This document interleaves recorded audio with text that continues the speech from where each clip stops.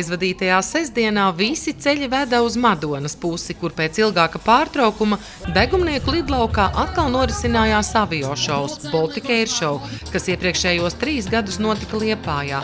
Tiesa aviācijas svētki šeit Degumniekos rīkot arī iepriekš, taču šoreiz tie sevi pieteica ar vēl līdz šim neredzētiem trikiem un iespējām. Ievērojamu laiku mums nenotika šeit nekas, Covid bija pa vidu un vēl dažādi citādi apstākļi, bet šodien esmu priecīgs, kad mūsu skrejceļš ir atdzīvojies. Tas, kas varbūt ir jānovērtē īpaši apkaimes iedzīvotājiem, pilota līmenis ir ļoti augsts, kas šeit lido, kad kalns ir atnācis pie Muhameda, kad šie piloti ir šeit uz vietas baudāmi mums pat kājām atnākot vienai daļai. Super, mēs no pašas Bauskas braucām. Žēl, protams, ka nav tās lielās militārās gripeņi un viss pārējais, bet es arī saprotu to, kāda ir situācija pasaulē, un tāpēc mums ir jāsamierinās ar to, kas ir. Kā šovs kopumā, ko jau esat redzējuši pabaudīt? Visu! Jau no paša sākuma esam diezgan labi. Šogad ir tiešām skaisti. Būs iespēja lidot, izmēģināsiet? Šogad diezgan vai. Bet iepriekš lidojāt? Bet jā, esam lidojuši, jā. Bet kādas ir sajūtas gaisā? Forši, riktīgi. Uz leju viss kā rotaļu laukumā. Lego mašīnītes, Lego rotaļlietas. Bet katrā ziņā patīkami. Bet bailes nebija tur augšā? Nē, bailes nebija vienīgi tad, kad pabraucām augšā un tas brīvais kritiens pavisam nedaudz, tad likās, ka viss nokot un tā. Oi. Cik ilgi jātrenējās, lai varētu vispār kaut ko tādu gaisā pacelties? Šādā šovā piedalīties jātrenējas, es domāju, ka pāris gadu minimums.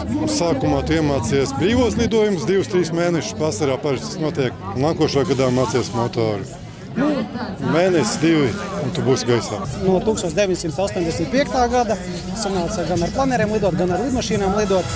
Ņemot vērā to, ka visi šie sporta veidi ir diezgan dārgs process, tad ilgi domāju un izvēlējos kaut ko tādu alternatīvu. Bišķiņ lētāks, jā, bet tāpatās tu pa gaisu visu laiku dzīvojies, jā, kur tu vari mierīgi atslēgties pilnībā no visām zemes problēmām. Lielāko sajūsmu skatītājos izraisīja līdz šim Latvijā neredzēti triki. Lēciens ar motociklu pārlidojošai lidmašīnai un autokaskadieris, kurš spēja teju vairāk nekā pieļauj fizikas likumi. Prieks, ka mums viss izdevās. Esam profesionāļi, daudz trenējamies, lai šo varētu izdarīt. Taču adrenalīns tagad ir pašiem un ceru, ka arī skatītājiem. Mūsu misija ir nodemonstrēt lidmašīnas iespējas, iedvesmot skatītājus un radīt interesi par aviāciju jaunajai paaudzei. Lidojot tik ātri un tik zemu, visam jābūt līdz sīkumam aprēķinātam. Iespēja kļūdīties šeit nepastāv. Visi šie triki, kas ir kaut kas svaigs, varbūt aviošovos, kas varbūt vismaz Baltijas reģionā tik bieži nenotiek. Un tas ir kaut kas jauns, ko cilvēki nav redzējuši, jo no vienas puses visu laiku tā skatīties vienu to pašu, varbūt arī cilvēkiem vienā brīdī apnīk.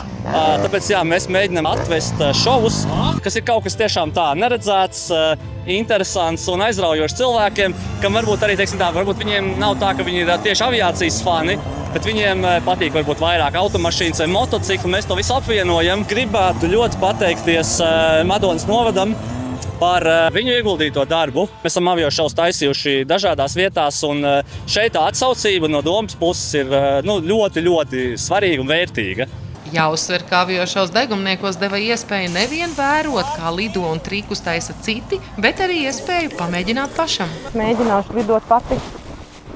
Un lai arī bailes sākotnēji bija sabiedrotais, piedzīvotais neaprakstāms, to apliecina arī mazais Gusts. Tev patika? Jā. Tu gribēsi vēl? Jā, bitīgi gribēšu vēl. Sākumā ir bailes lielas, protams, kamēr ir tā neziņa.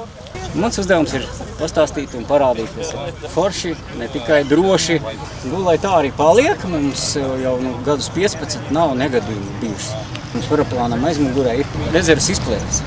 Šo gadu laikā mēs neviens viņu neesam metis ārā. Un te vietā uzsvērt, ka aviošovs patiešām ir svētki visai ģimenei. Arī iespēja iepazīt aviāciju tuvāk, iesaistīties dažādās aktivitātēs, pabūt kopā ar draugiem un ienest dzīvību vietā, kura pirms laika bija atstāta nebūtībai. Madonas novadā ir augstākā virsotne Latvijā, ir lielākais ezers. Un arī gribētu teikt, ka viens no labākajiem lauku lidlaukiem, kurš ir saglabāts, kur arī pašvaldība ir ielikusi savu artavu un uzskata, uzskatu, ka viņš ir arī jāsaglabā sabiedrības vajadzībām, lai būtu vieta, ja ne katru gadu, tad pēc pāris gadiem, kur sapulcēties lielākam vai mazākam skatītāju pūlim.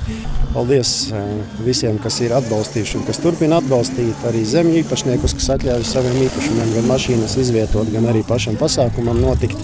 Gribētu pateikt ļoti lielu paldies Ošupes pagasta pārvaldes īpašumu uzturēšanas dienestam, kurš sakopa teritoriju, lai šiem svētki varētu notikt.